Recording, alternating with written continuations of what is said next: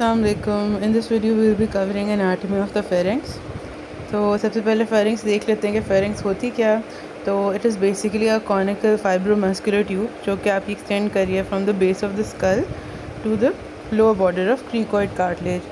ये 12 to 14 centimeters होती है in length and 3.5 centimeter wide है. Narrowest and ये narrowest होती है at junction with esophagus, ठीक है, 1.5 सेंटीमीटर होती है वहाँ पर। देन स्ट्रक्चर हम देख लेते हैं फेरेंजियल वॉल का। तो इसकी आपकी 4 लेयर्स होती हैं। सबसे अंदर जो है म्यूकस मेम्ब्रेन है। देन आपका फेरेंजियल एपोन्यूरोसिस आ जाता है। थर्ड जो है आपका थिक मस्कुलर कोट है। अब मसल के अंदर आपका 2 लेयर्स हैं, एक एक्सटर्नल लेयर है और एक इंटरनल लेयर है। जो एक्सटर्नल लेयर है that is made of superior, middle and inferior constructor muscles, ठीक है। एंड जो इंटरनल लेयर है वो पैलेटोफेरेंजियस, स्टाइलोफेरेंजियस एंड सर्पेंजोफेरेंजियस की बनी हुई है। एंड फोर्थ जो इसकी है बकोफेरेंजियल फेशिया होती है। जो इन्फीरियर कंस्ट्रक्टर मसल है ना वो स्प्लिट करता है और 2 बना लेता है, ट्रिकोफेरेंजियस एंड थायरोफेरेंजियस। एंड इनके दरमियान है ना पोस्टीरियर फेरेंजियल वॉल में स्पेस आ जाती होती है जिसके अंदर से अगर आउट पाउचिंग हो जाए ना उसको क्लियंस डिहेसेंस कहते हैं, जो स्पेस होती है। एंड अगर उधर से आउट पाउचिंग हो जाए फेरेंक्स की तो उसको फिर हम ज़ेनकर्स डायवर्टिकुलम कहते होते हैं, ठीक है। देन फंक्शंस क्या हैं फेरेंक्स के, या आपका पैसेज वे ऑफ एयर भी है, पैसेज वे ऑफ फूड भी है, स्पीच प्रोडक्शन में भी हेल्प करता है एंड हेयरिंग के अंदर भी करता होता है क्योंकि ये यूस्टेशन ट्यूब होती है इसकी लैटरल वॉल में, तो उधर एयर प्रेशर्स वगैरह को रेगुलेट करा रहा होता है। अच्छा, अब आपको जो फेरेंक्स है ये 3 में डिवाइड हुआ हुआ है, दैट इज़ नेज़ोफेरेंक्स, ओरोफेरेंक्स एंड लेरिंगोफेरेंक्स, जिसको हाइपोफेरेंक्स भी कहते हैं। तो जो आपका नेज़ोफेरेंक्स है या आपका नीज़ल कैविटी के पीछे जो फेरेंक्स का पार्ट है उसके अंदर ये प्रेजेंट है, ठीक हो गया।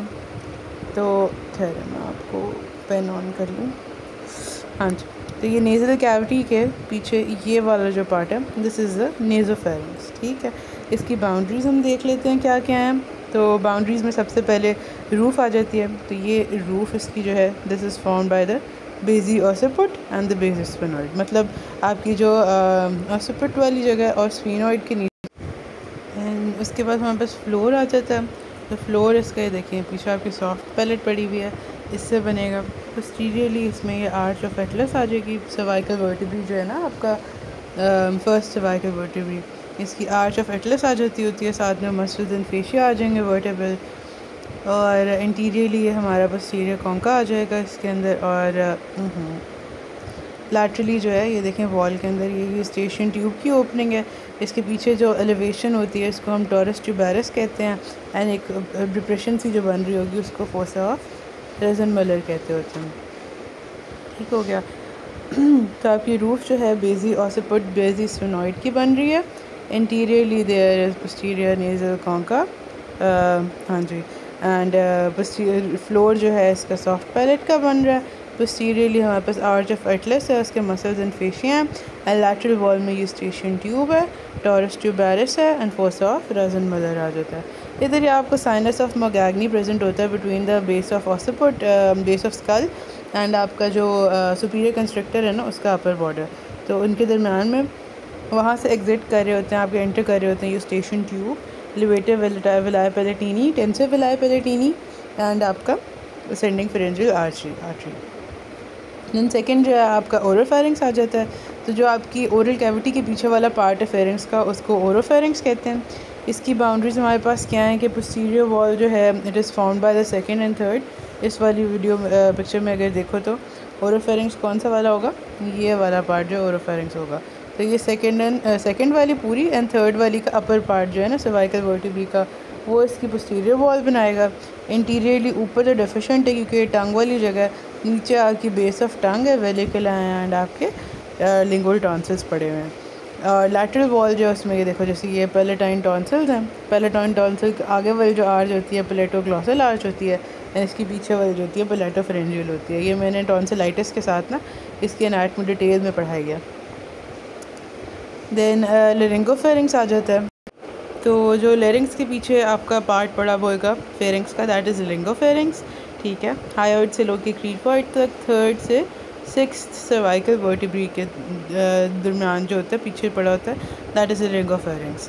तो it is involve in swallowing, breathing and speech and piriform इसको 3 रीजन्स में डिवाइड कर देते होते हैं। एक पायरिफॉर्म साइनस कहलाता है, जो इसकी लैटरल साइड्स के ऊपर, ये पोस्टीरियरली और लैटरल साइड्स जो है ना इधर जो प्रेजेंट है, दिस इज़ आपका पायरिफॉर्म साइनस।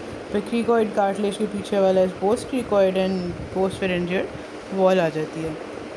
मसल्स ऑफ फेरिंग्स है हमारे पास, तो कंस्ट्रिक्टर्स हैं, एलिवेटर्स हैं एंड टेंसर्स हैं। तो कंस्ट्रिक्टर्स कौन से हैं, जैसे हमने पहले भी देखा कि सुपीरियर कंस्ट्रिक्टर ये वाला प्रेजेंट है, मिडिल कंस्ट्रिक्टर है जिसमें दिखाया हुआ नहीं है इन्होंने, एंड इन्फीरियर कंस्ट्रिक्टर होता है। एंड एलिवेटर्स हैं फिर हमारे पास, तो उसमें स्टाइलोफेरेंजियस आ जाता है एंड पैलेटोफेरेंजियस आ जाता होता है। एंड टेंसर इज़ आपका tensor veli palatini muscle that tenses the palate during the swallowing।